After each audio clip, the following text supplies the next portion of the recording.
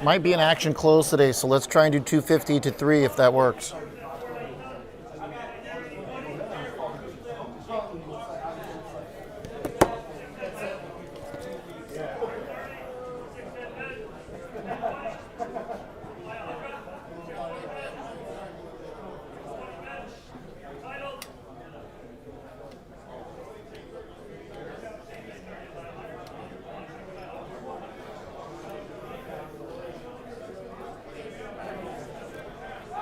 Out with the old, in with the less old. Test, test. My audio is on. Matthew, you want to tell me how that sounds for me, por favor?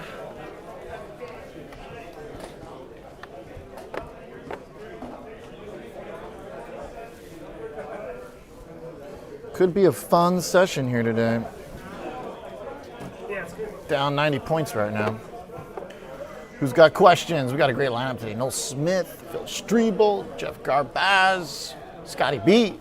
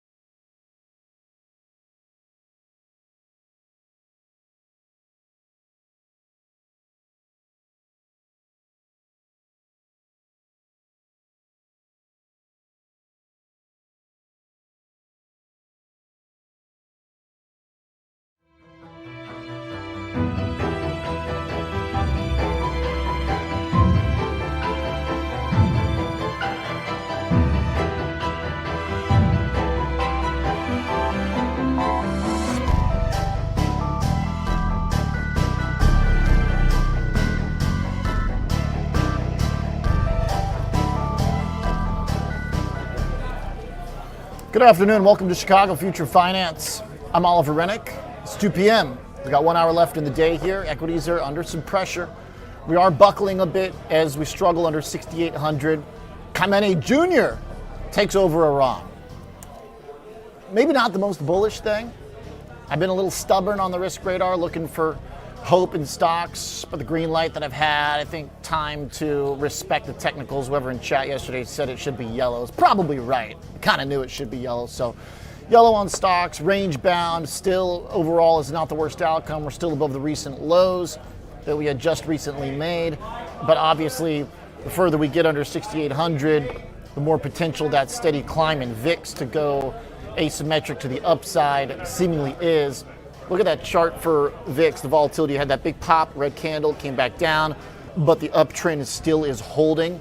That looks a heck of a lot like the chart of crude oil, where we had a big candle and then it came back down, and we continue the uptrend. So again, generally speaking, across the long time horizon, geopolitics are like the number one opportunities to buy the dip, the main brick in the wall of worry that keeps markets healthy to reprice around fear, and then resolution brings continued strength. But that being said, I'm not a geopolitics expert, but I can certainly see the bear case kind of forming here around Iran. Out with the old, in with the less old. I'm not a geopolitics expert, but I don't really think bombing one guy to get his son in, which is kind of like that episode of Seinfeld where like they're all super old, the Mandelbaums, like his son is doesn't look like a particularly modern guy. So out with the old, in with the less old. I'm also not a licensed therapist, but I don't think generally people whose dads just got bombed feel very strongly about the people who did it. So look, the main point though generally is that when it comes to actually action, putting trades on, the volatility landscape hasn't really changed a ton. We're mostly still range bound. VIX, yes, is still steadily creeping, but it's mid-20s. And right now we are off about 100 points, roughly 95. So we're getting close to what the VIX says should have been the move. About an hour ago, it looked like the market should have been down a bit more, just based on simple kind of rule of 16 volatility, options math. A 25 VIX looked like we needed about a 1.5% move. We're getting closer to that now. But for the most part, this has been an environment in which using volatility to your advantage still has been a good thing and a useful thing. However, we're definitely bleeding out here. That being said, from a technical perspective, 6,600 has been a line that we drew here really weeks ago that had support back in September and November of last year when we talked with our guests, Brent Kochuba, Noel Smith, the Nigerian brothers, about the potential for unwind. We all kind of looked at that technical level of 66 and we never actually got to it. So if you're looking for that washout, there still technically could be some support down there. I think if we break 6,600, then maybe the red light goes on.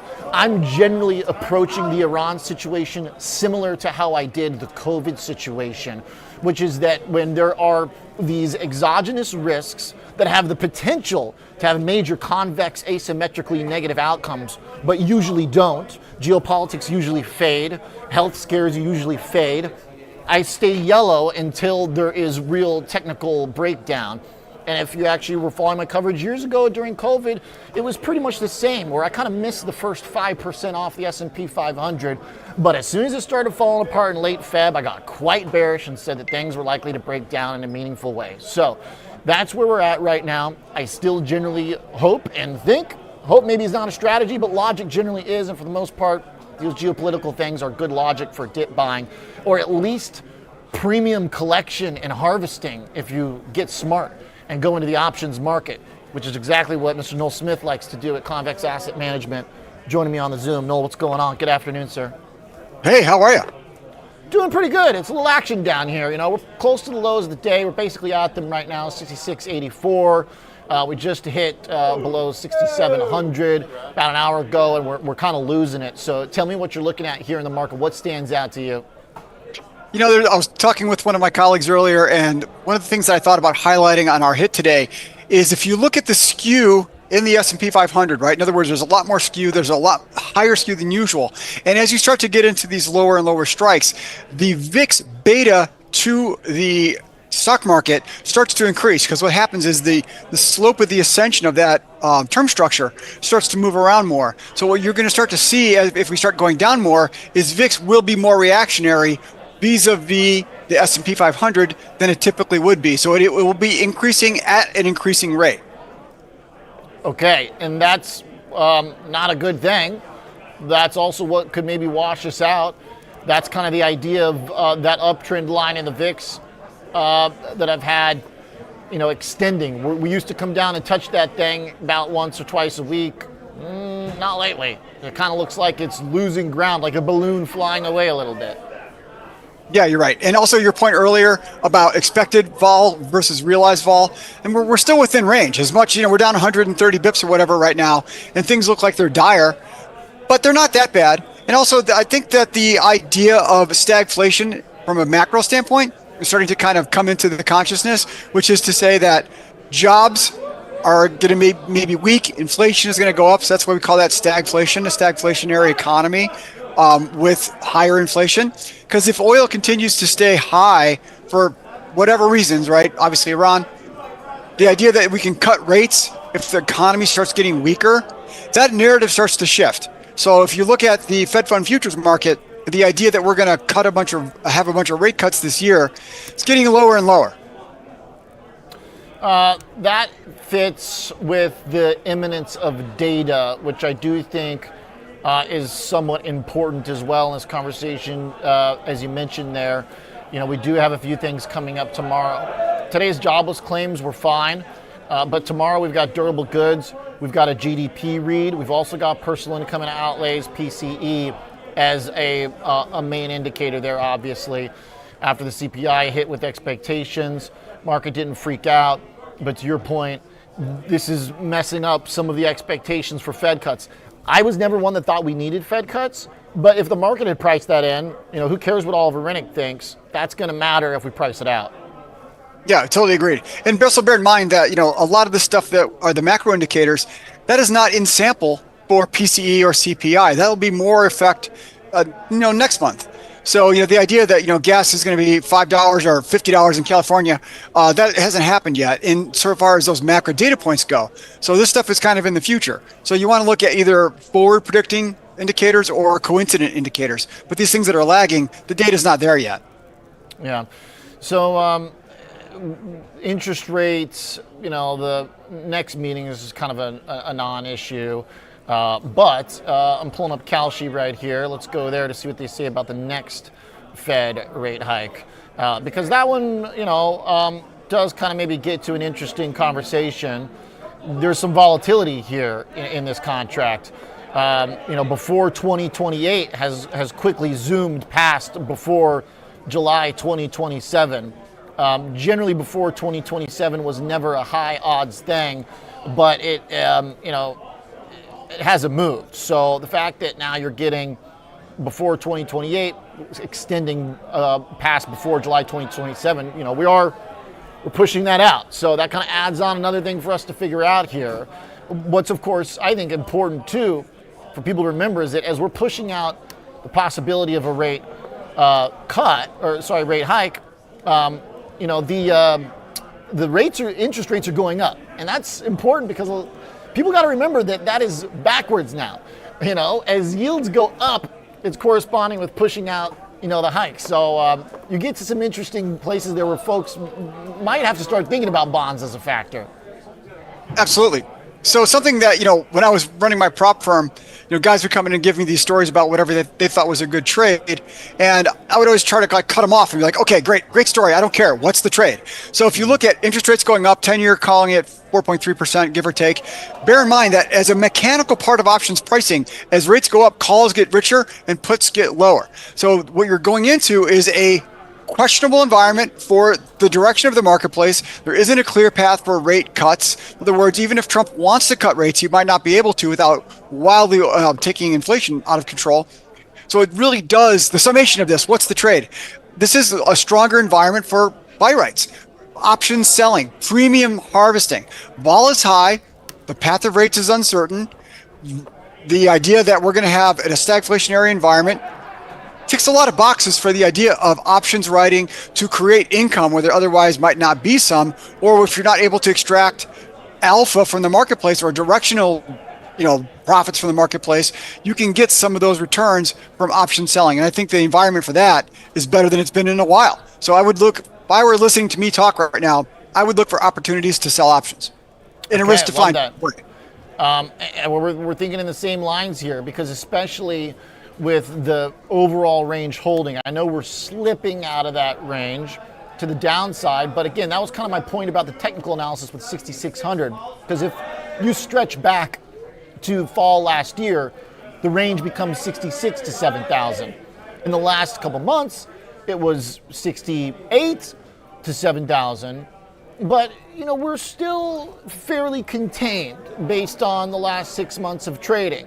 So when you have elevated vol and some definition of a range holding, buy rights, iron condors. The world is kind of your oyster if you know how to use options right now. It's a great environment for options. It really is. So there's a lot of opportunity for people that are paying attention. If you're listening to this broadcast, you probably are. If you're listening to somebody like me, you probably are interested in options. And I think the opportunity set now is greater than it's been. And also the idea that, Trump could turn everything around on a dime, we're going from tweet to tweet. So there is going to be some kind of a range within the marketplace. So I really do think that the environment is getting better and better for something like selling out of the money calls, selling defined risk strategies within the options marketplace. Okay. An easy done if you've got existing equity holdings, obviously, but, in terms of new positions too, right? Spreads, if you want to speculate on some of the earnings related stuff. Adobe actually today is about the same as the market performance. That was one of the worst performing cloud names. But it is, I will admit, as we get closer, to the bell here, it is hard to find stuff that's doing great today.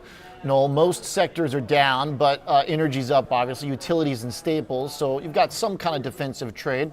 But I bring up Adobe because, the software group is only down 60 bips today. So at least the stuff that they took to the woodshed over the last month and a half, it seems like we're done there for now. So I don't know. I'm really digging to find some sign of positivity, but that's arguably one of the groups. Enron bounced. Just because stuff bounces doesn't mean it's not going to keep going down. I'm in love right now with AI. I'm in the honeymoon phase. Do I think that Claude or GPT or whatever is going to take more software jobs? I absolutely think that's going to happen. So the stagflationary narrative, I think, is a good one. Rates up. You don't know what's going to happen with energy. The idea that software stocks, we'll see what happens with Adobe today, but man, that's a tough narrative to just think that all of these companies are going to stay where they are. Now, let me qualify that with a little bit more nuance. Adobe stock could go up if they fire half their workforce, right? Is that necessarily good for Adobe? Sure, if they were able to cut their payroll in half like Block did. So that doesn't mean that these stocks will go down, but that also does continue to put pressure on the stagflationary narrative because unemployment could go up. And these are well-paying white-collar jobs. So that segment of the marketplace and that segment of the economy could continue to struggle, which goes right back into the whole, buy right or selling options theme. So there's nuance, but you could have both things, which is to say software stocks could bounce with them laying off half their workforce. Since you mentioned it again, for those following along here, make sure we don't, lose folks behind us. I think for the most part, kind of a straightforward, strategy with the buy rights, but just pulling up because I'm loving using AI as my co-anchor, as the education tool for the show. Purchase the stock, sell the call option. Okay, it's basically the most simple kind of entry level, but it's popular for a reason, right? The covered call is like the step one for a very clear reason. Some things are stereotype or cliche. Sometimes stereotypes for a reason. You know what I mean? Sometimes things are popular for a good reason. This is the environment that makes these things popular, because let's say you do like one of these software names that's beaten down or whatever. Let's say you like a Microsoft, then all right, if you already own the shares, sell calls against it, or go and buy the shares, sell the calls against it. there's a reason why certain things are very popular, and as this is kind of the most basic thing, it's a reminder that this is an environment in which it works. That's exactly right. I'm not really a buy right guy. It's not like something I've been doing with my life, but there's a time and a place for everything. And Sure. selling options now it's the time and the place to at least look at those ideas. Yeah, I'm into it. We talked a little iron condors yesterday as well, things that kind of can capitalize on a range-bound trade. I would say lastly, to this point, correlations are picking up here, Noel, to follow up with where we left off on Monday or Tuesday rather, when you were on the show. Here's the chart of Core 1M. I'll kind of leave this as the last chart here for us. We don't generally want to see this go up too high if we're downtrending, right? That if we go, this is pretty close to making a higher high now. I mean, I don't see why that's necessarily a problem. It really depends on your book. If you are short that, Fair. You don't want that to happen. But when we talked about this a couple of months ago, we said, we do trade dispersion and correlation, but the absolute value of those ideas was so rock bottom low as to we don't really want to be participants at those levels. So that's kind of the idea. So, if correlations went higher, we could sell volatility even richer. It's not so bad. Yeah, fair enough. To your point, I just I generally, by default, I usually speak on behalf of the long investor, right? Because that's kind of like where most people are. Correlations, the upside, great in an up market. Correlations downside means we might be throwing things out. But to your point, that's where we could get opportunity too. And if it means that volatility is going to be elevated, then just harvest that in, or protect yourself so you don't blow up. Like it, Noel. Thank you, sir. Nice round trip from our Tuesday conversation. Noel Smith, appreciate it very much. Convex Asset Management. Have a great weekend. Thanks. See Bye. you, man. All right. Coming back. We're going to take a short little break. And then, there we go. A 2-minute buffer break. Then we're coming back with the Marc Rebellion team. We're going to talk about some of the geopolitical conflict, obviously, and the role this plays in it. Going to look at some of the Kalshi stuff. Also, by the way, because underappreciated perhaps in this entire story is that there's a pretty major political shift happening, at least according to Kalshi. So I'm going to look at some of those next here. Which party will win the U.S. House? Democrats are extending their lead. Also, another one that's interesting is that Marco Rubio has surpassed J.D. Vance as the 2028 Republican presidential election winner. So there's definitely some things happening on the politics side. All right, we'll be right back. 2-minute break. Back in a moment.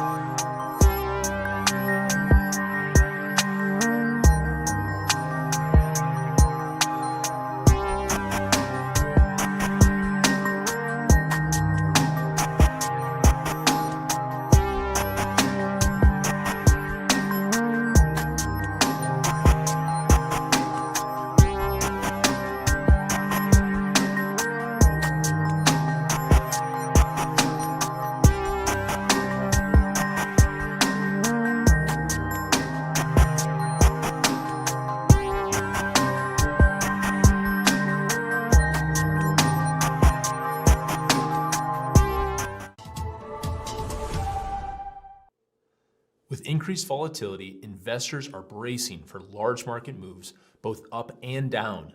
Will the market rebound 30%, or will we see a 30% drop? At the end of the day, uncertainty remains a constant. Innovators' floor ETFs are designed for volatile markets. They aim to position portfolios for market moves regardless of direction or magnitude. They are intended as a core equity solution, providing exposure to U.S. equities with built-in downside protection. Seeking to deliver more than 70% of the upside, and targeting a max loss of 8 to 12% annually. With specified levels of sought-after protection and upside participation, we believe the floor ETFs offer an evergreen strategy designed to allow investors to remain invested regardless of the market's direction.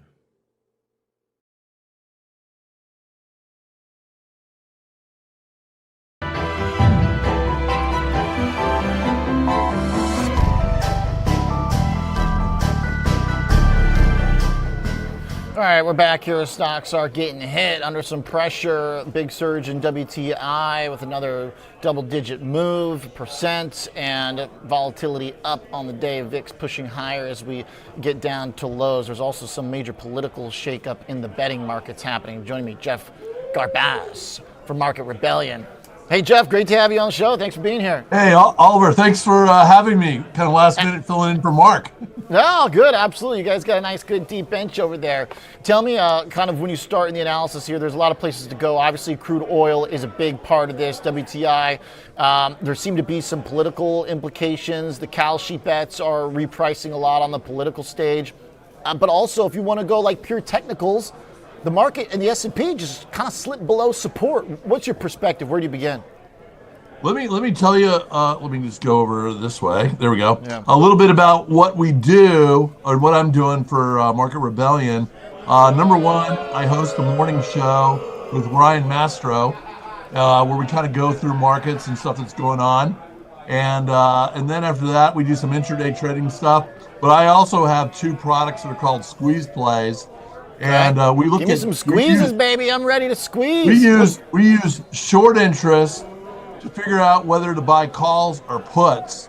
Okay. And we also look at not only short squeezes, but what we call a long squeeze. A long squeeze is an awesome term. It's where basically too many people are long and no one is short. So as the stock goes down, there's no shorts covering, and it just drops and drops and drops over time. So it was funny. You guys were just going through Adobe, and our work has some really cool stuff on Adobe. You want me to walk you through it? I'm ready for the action. Can I do a share? Is that okay to do? Probably not. Okay. Talk me through it. I got the chart in front of me. Okay, great. So I'll just walk you through. So yeah, you can try. What I we can do? try to pull you up on full screen if you want. You what? I can try and pull you up on full screen if you want. So you want me to? I'll hit the share thing and see what happens. Okay. Okay. Blast it. There we go. Did we get it? Did it come in? Booyah. Okay. All right. Cool. Take me There through it. we Which go. one? You got a lot up here. Okay, we'll do this one first. This is very simple. So here's what is unique about what we do is we once we know how many shares are short, we build our own short ratio unique to anyone else's. Then we look at the range of that. So right now, the short selling in Adobe is at 100%. So basically, these shorts have been making money on the way down. How do we know that? We quantify that over here. Let's just take a quick look. Here's Adobe. And you can see so far the shorts have made 13.8%. Okay. And historically, in 18 times where it's had heavy short selling, the shorts have been squeezed 66.7% of the time, and they've made money a third of the time. And so the average squeeze, the stock goes up 16.8%. When the shorts make money, they make 11.4. So far, the shorts have made 13.8. So they've already made their maximum amount, so to speak. And once we know that, we come back here, and then we can look at put and call activity, and we can see we got these red dots here. That means that we got a lot of excess call buying going on right now as we're coming into this report. And then we go over here, we click on the volume, and we can see the volume has just turned positive for the first time since basically the beginning of the year. So we got a little bit of upside coming. And last but not least, we look at seasonality. So seasonality is about to end its negative period and turn positive. So I gotta go with the viewpoint that this thing could move up, not down on earnings. So we we're could like actually what, three? How many of those charts lean positive? We got 5 out of 6, 6 out of 6. So this is a 1 out of 2. This is a lot of call betting, so this is a positive. It's starting to beat the S&P, starting to beat the sector, starting to beat the group, and volume just turned as well, and seasonality is about to turn. Yeah, so most of it is turning positive from a lower standpoint right now. I like that. It fits with the general subject we've been talking about, which is the software group firming up. The worst performance. Well, here's the previous crazy 3 thing. months finally catching some love. Well, here's the crazy thing about software right now. Because we have all this data on short interest, I work with this guy who came out of Fidelity, and we've been working with him for 30 years. But I know right now there is $285 billion short software stocks. Okay. In the last 5 periods, it's gone from 330 billion down to the 285 number. So we're starting to They've see been taking profits. We're starting to see some covering for the first time. Shorts are taking some of their gains, and it's by far the biggest place where people have been short. And it's worked since last October. So now we got to see how it's going to play out, kind of going forward. And we're starting to see some of these names are popping up here. One thing that we're not seeing though, which I'll show you this chart. This is kind of cool, and you can see it on. Once you on get Shopify. one chart up, I'm going back to you because you're making my eyes bleed with all them. There we go. I like that. There you go. Okay. Here's the one chart. This is the Erlanger put call 10-day ratio, and you can see it's popped a little bit. But I'll show you a chart where it really popped. Was on. Look at Shopify. Look how that climbed. When this put call climbs and a stock's at a low, that's a signal that it's going to turn around and pop, and that's what happened with Shopify. So that's the squeeze, right? You're getting lopsided down at the lows. Yeah, it went from 110 up to 130 in a couple of weeks. So a very quick move to the upside, and so right now we just got the latest short numbers. Short numbers come out every 2 weeks. You can see like people have been covering Shopify. They've been taking their gains, and now it's starting to go back up a little bit, kind of bit by bit, in terms of what's going on. But for the overall market, we still have lots of shorts in the market. You can see Jeff, here. I'm wondering if there's anything to be said about a shift between hardware and software, because I've been loving the semiconductors, but they're starting to break down a little bit, and folks in chat were asking if it's basically a spread trade now that's going to go in favor of cloud. If that's the way we express optimism in tech, is to go long cloud, short semis. Are they getting squeezed in the opposite over on the hardware side? It's interesting that you say that. I will show you a chart. Okay. I'm gonna go here. Let's see. Pull it up. Because the relative strength, while you do that, I got the relative strength up, which is starting to, after months, obviously, of software just getting wrecked. It's starting to tick up in the other way. It's not that I don't like the semis anymore, but maybe there is a point there to be had. Here's our report. So right now, this shows you this is by sector, and right now there's 151 billion short of semis. Okay. Okay. Software's at 285 billion right now. So if people start covering their software short and they go into semis, the next time we get short interest data, we're going to see that movement. And to your point, the hardware space is at 123 billion. So we are probably the only people who have this data that do this tracking of this. We've been doing this for a long time. Have a lot of hedge funds that use our work, etc. But I like your idea that semis could become the next place where we start to see them getting hit a little bit and see some shorts going in there. But right now, it's done really well within the work. I'll just show you how we rank it right now. Yeah, hit me. And here you go. Give me one more. Semis are ranked number 4 in our sector stuff, and you can see how software is at 18, but it's improved in the last week by 5 slots. So it was down at 23, and in 1 month it's up by 6, so it was at 24. Whereas software, you what? Software making the move. It sounds like software is starting to make a move right now, and semis are at 7. So they're still looking pretty good. The tech rank is there, but you can see there's not a lot of shorts. Have the semis dropped at all, Jeff, in the ranking? The what? Have the semis dropped at all in their ranking, on your ranking?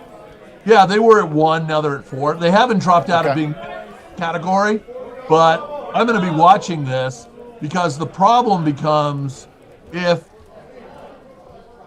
the tech rank goes and there's no one short these things and people have to leave them, then we're going to get a lot of quick price movement to the downside because there's no shorts covering out their position. Does that make sense? Yep. Nobody left there to bid it back up. I like it. So the trade-off potentially may be real here. I like those stats, Jeff. Very helpful for software. I like that take. Yesterday I said Adobe was going to be one of the main charts to watch today, so I appreciate that. Thank you very much, sir. That's been a fun one to take a look at. Yeah, Adobe trying to make moves, trying to fit in with the sector move, a little strength out of the cloud. There he is. Jeff, we'll hit it again. Appreciate you very much. Thanks for popping in, sir. Thanks for having me. Absolutely. Fitting into a theme we were talking about earlier in the show. Glad we got back into it. Looking at software as maybe a potential comeback story. Got to have something working, and down, 0.5% right now? A lot better than the rest of the market. IGV down 50 bips, CLOU down 0.75. Jeff Garbaz, Market Rebellion, looking for the squeeze trades. I think a lot of people would like to see software squeezed, in particular if it's Microsoft, a big software name. Phil Streible on deck, talking crude oil, the man to go to for commodities, right after this.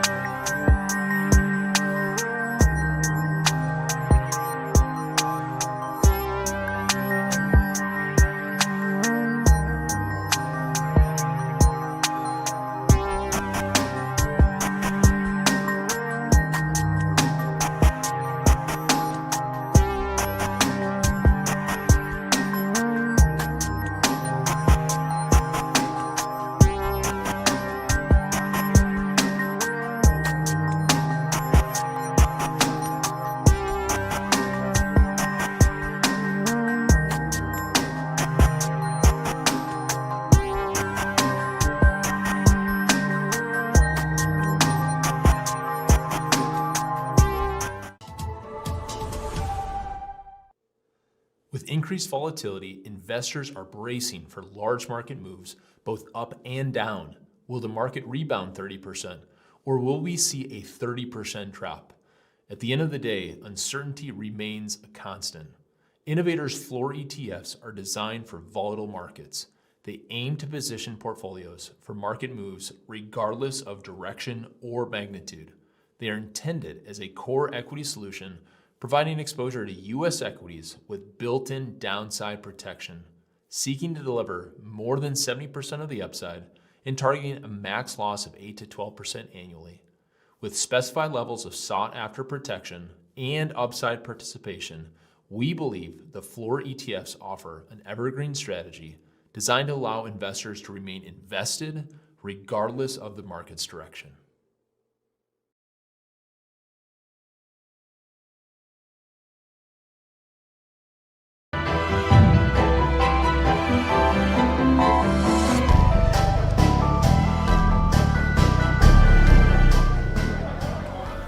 All right, we're back here. S&P 500 down 83 points. We were worse off a few moments ago at the top of the show. We were at 66.80. We're a little bit above that right now, but still, it's been a bit of a rough session.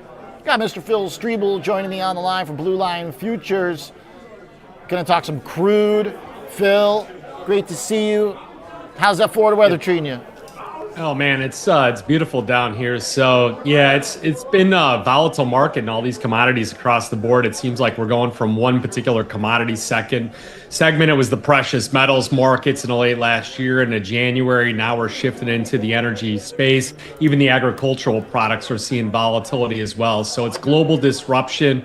You know, with the U.S.-Iran conflict in week 2, that Hormuz disruption, the dominant macro driver here. So you look at crude oil up about 39% here since that February 28th breakout to the upside, and markets are just whipsawing on every Trump headline.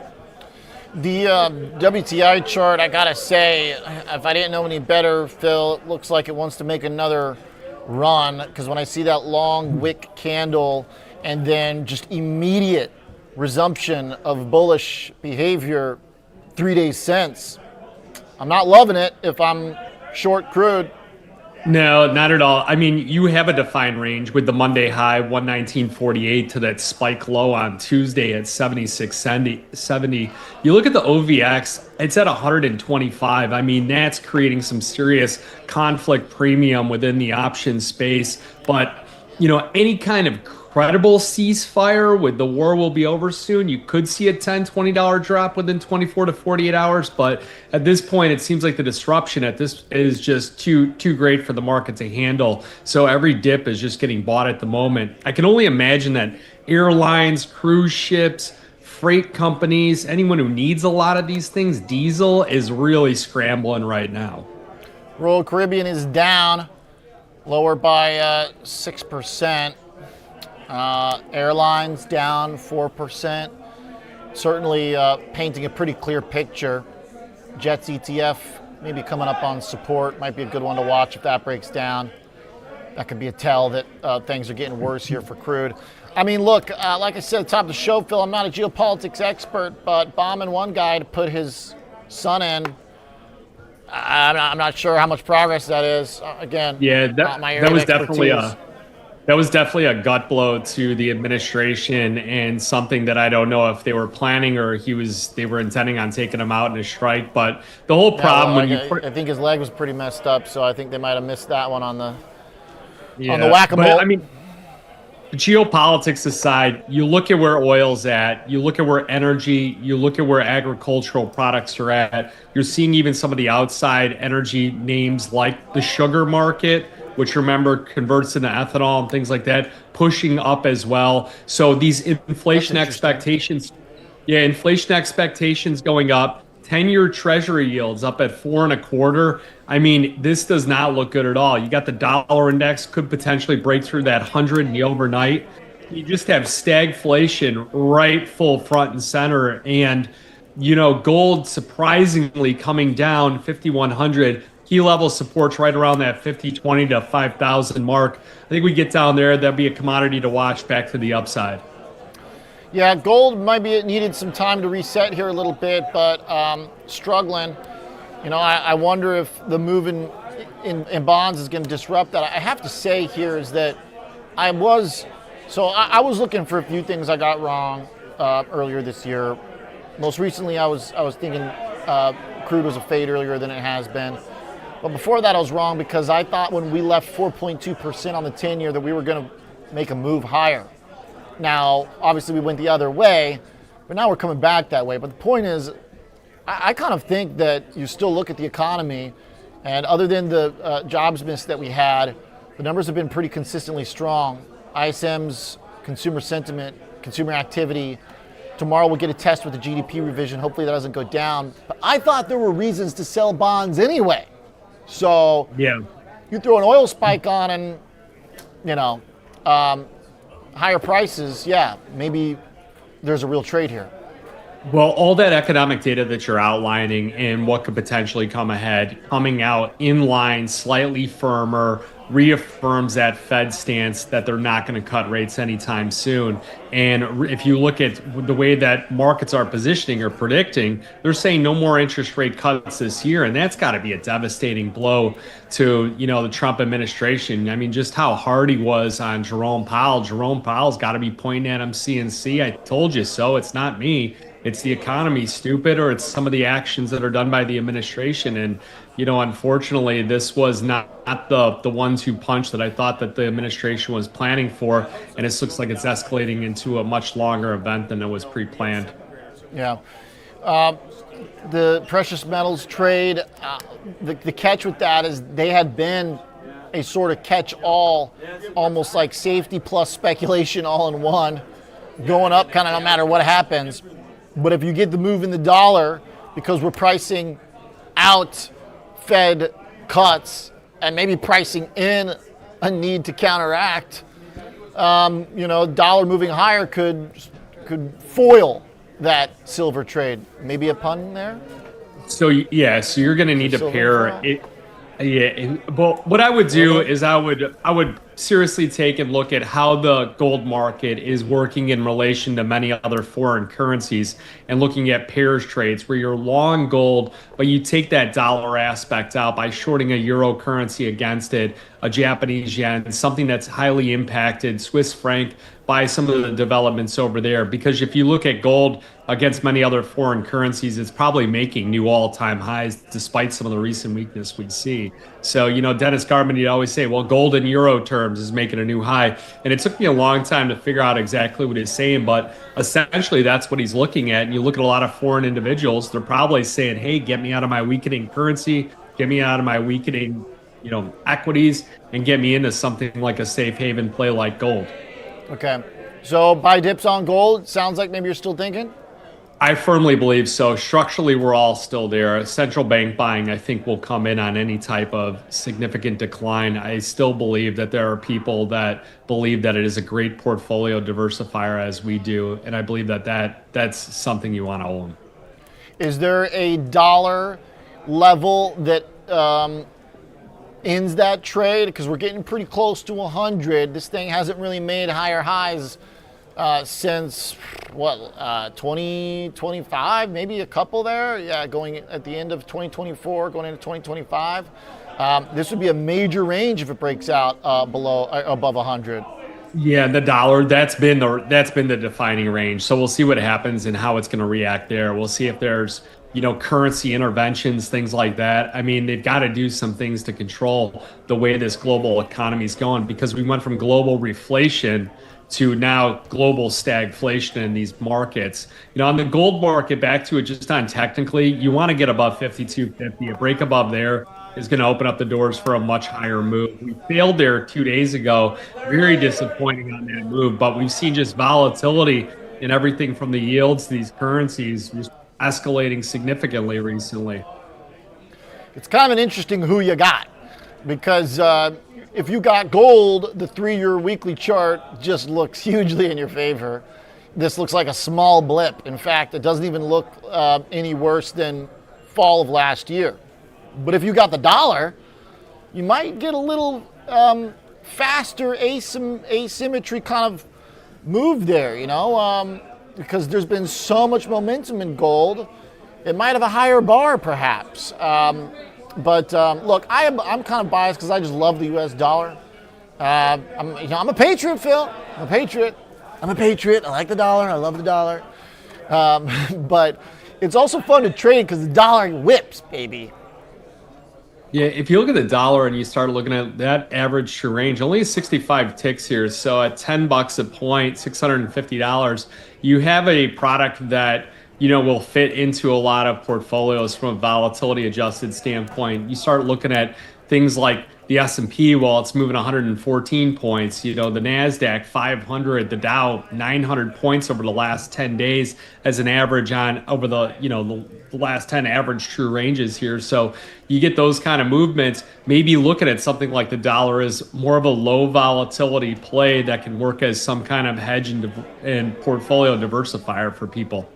There you go. I think that's the important part, is that you can kind of think about it as a wild card.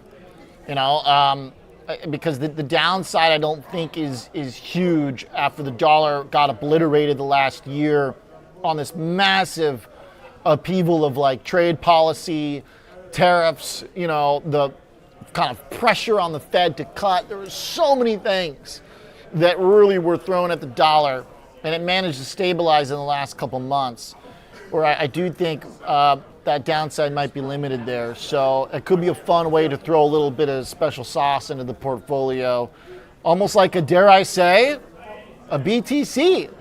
At this point, maybe there's some credibility to that, because if Bitcoin breaks or rips, it could be a monster move too. I have no clue at this point.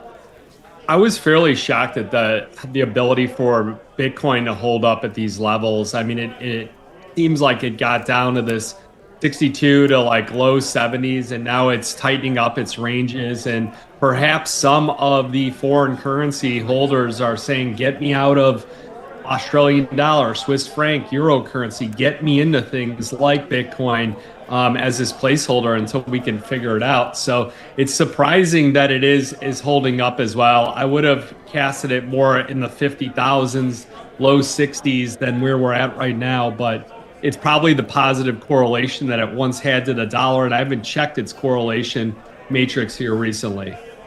For BTC? Versus the dollar. Yeah, I'll pull that up for a sec on the futures. What do you like, Phil, 30 days? I mean, I think so. Okay. And we'd have to look at this stuff, from these shorter term perspectives. I don't think you can marry anything in these environments, because if you do get the conflict resolution, or if you start to look and see, this becomes like pattern recognition. You come in tomorrow, and if you see oil down, $6-8, your first inclination is going to be buy the dip, but you got to check the headlines real quick, and then you start looking at how's the dollar doing, how are treasury yields doing, and then you could start looking at things like the Russell and going long, like a TLT or a 10-year note as your play. So I think that the setups are there for another phase transition, but who knows the way this conflict's going. Yeah. The Bitcoin dollar relationship, kind of interesting. The correlation going back negative. They actually had been positively correlated for a bit. It definitely goes back and forth, but when the Bitcoin was sideways to down, the dollar was also kind of sideways to down there. So that was kind of an interesting moment where they both just kind of drifted lower. But I think that was basically because gold was sucking up a lot of the flows from everything. It was like stocks basically and gold or silver. So if gold and silver come off, you could have an interesting situation where the dollar kind of wreaks havoc on everything.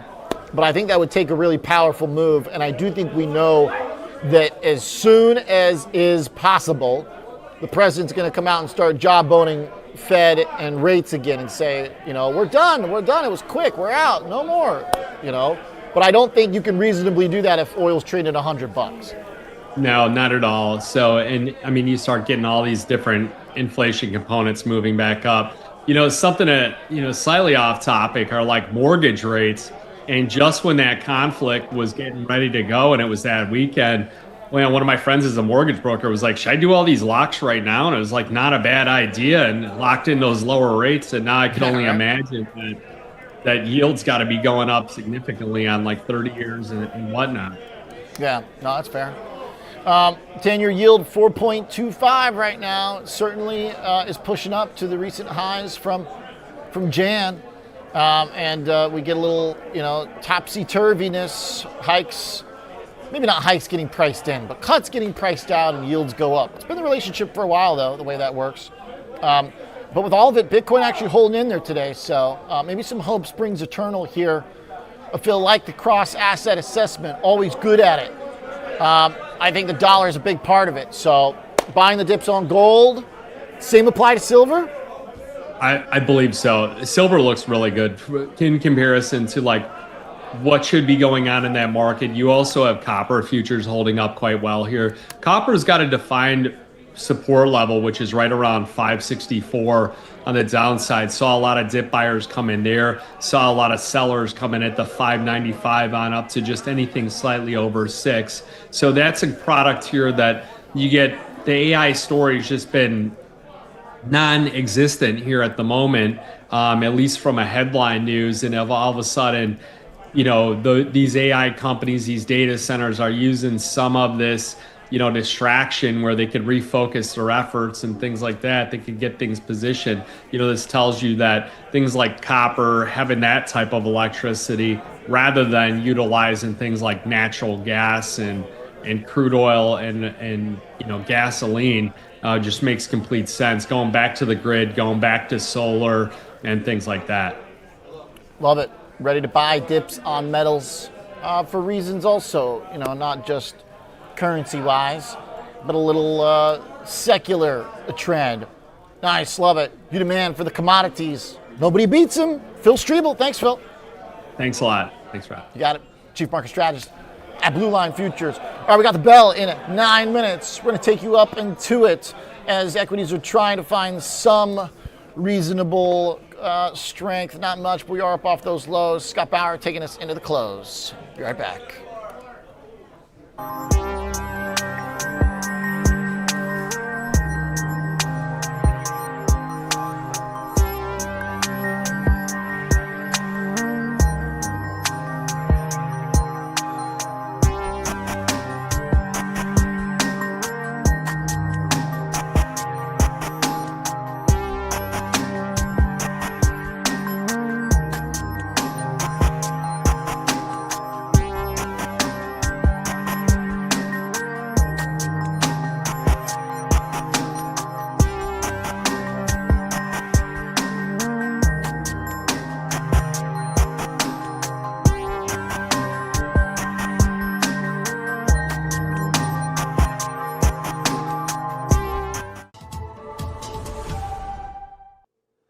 With increased volatility, investors are bracing for large market moves, both up and down. Will the market rebound 30%, or will we see a 30% drop? At the end of the day, uncertainty remains a constant. Innovators' floor ETFs are designed for volatile markets. They aim to position portfolios for market moves regardless of direction or magnitude. They are intended as a core equity solution, providing exposure to U.S. equities with built-in downside protection, seeking to deliver more than 70% of the upside and targeting a max loss of 8 to 12% annually. With specified levels of sought-after protection and upside participation, we believe the floor ETFs offer an evergreen strategy designed to allow investors to remain invested regardless of the market's direction.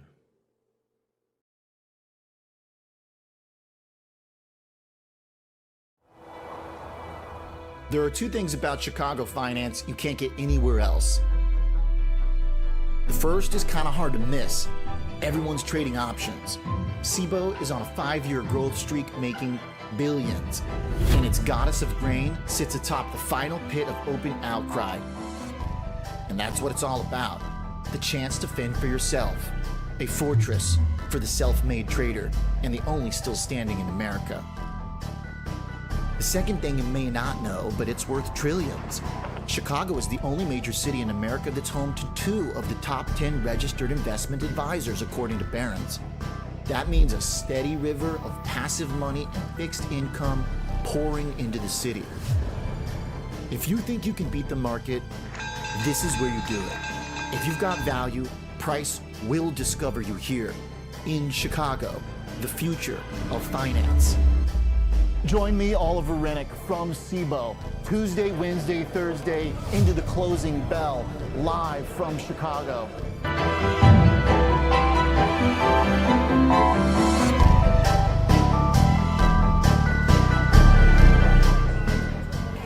Okay, here we are as stocks slip towards the lows of the day.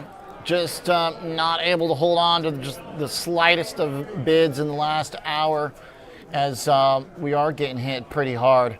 Market now down 1.4%. So that's pretty much the lows. Here's a look at the S&P 500 futures as we're just plugging right along to the downside, 6680. Iron, maybe that's 6600. The intraday low from 3 sessions ago, Friday into Sunday night, was at 65. 84.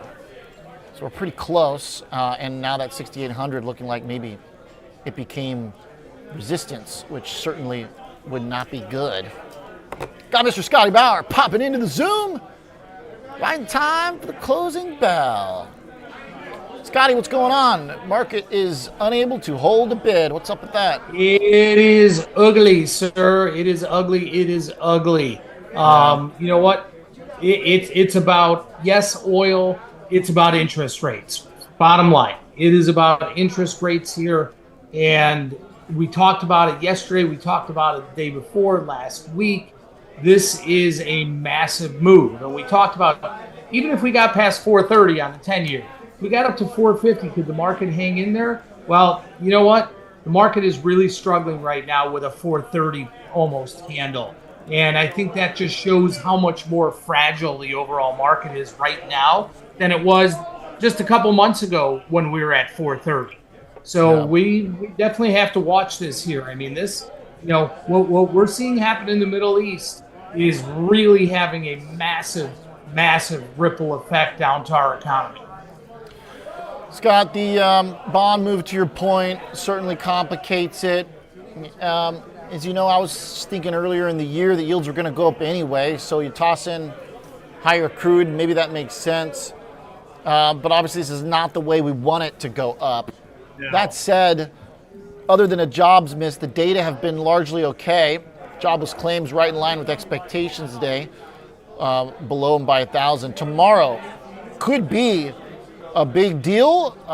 We've got the GDP revision, but more importantly, we've got PCE, and we've got also inflation, GDP, durable goods. That's what I'm looking for. There's durable goods. Yeah. It's going to be interesting with PCE. Is that going to show something somewhat tame like CPI did, or is it going to show something different? The CPI number was okay. It was pretty good. There were a lot of caveats, though, about, didn't include what happened with the beginning of conflict with Iran. So what is PCE going to show right now? I think the market is expecting a hotter than expected number. It's a tricky one to figure out because the bond yield's moving. You kind of got this backwards environment where if we're not going to cut, yields are going up. Which is always kind of fun as we price in hikes, yields go up. Love that. But that's kind of, maybe it's reordered itself a little bit actually in terms of some kind of traditional relationship because a couple years ago when we first started cutting, yields are going up as we were cutting. So this might be a little bit more traditional by some standards. Yeah, I think what that goes to show you, Oliver, is the massive amount of volatility, not just in the equity market, but in the bond market and commodities, and that we really don't know what the next move is going to be.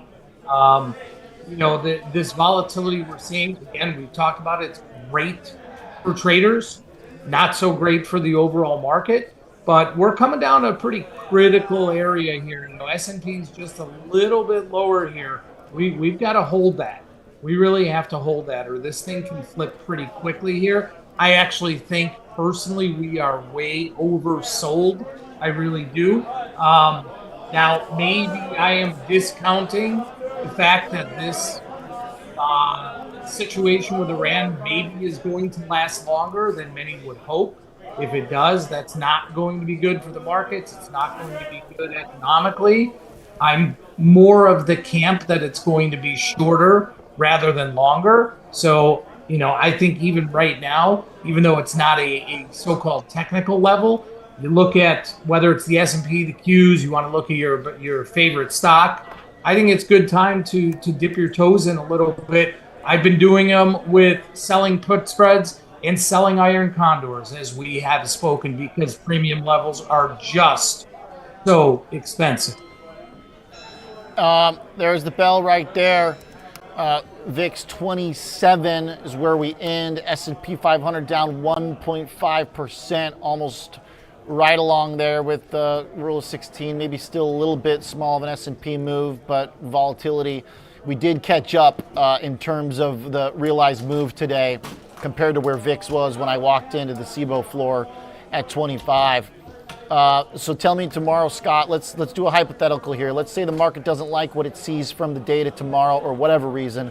Let's say we get down to 66 in the S&P. VIX is pushing above 30. Tell me how you approach that as a last thought here. I mean, that's the area I'm looking at, man. And if we get there, I'm definitely going to be buying, but I'll have some pretty tight stops. And you do it through if we get I would more than likely do it through selling put spreads. There we go. Just because, if I get in a position, I'm not looking for what's going to happen 2, 4, 6 weeks, 8 weeks from now. It's not an investment. It's a trade. So I would be looking to take advantage of this massive premium that we're seeing. Yeah. To your point about oversold, we're getting close to 30 on the RSI. Not quite there, but it's been deteriorating steadily, so it certainly has gotten intense. Market couldn't hold up there today. Too much to bear, I guess. Dollar did end up adding 0.5%, and crude oil almost a double-digit move to 9.28. Looking for maybe a touch of that 6,600 to slam the put spreads again in hopes that this thing can stabilize like it's got. Thanks. Yeah. Appreciate it, sir. Have a good one. Glad we got you in the bell there. Scott Bauer, CEO of Prosper Trading Academy. Scan the code, learn how to trade. Man, help me do it. All right. Rough session. Stocks couldn't hang in there. But at least we're still above possible support, 6,600. Good luck with that tomorrow. I will see you Tuesday, 2 p.m. Central Time, Chicago Future Finance. Thank you for tuning in this week. Appreciate it. Have a great night.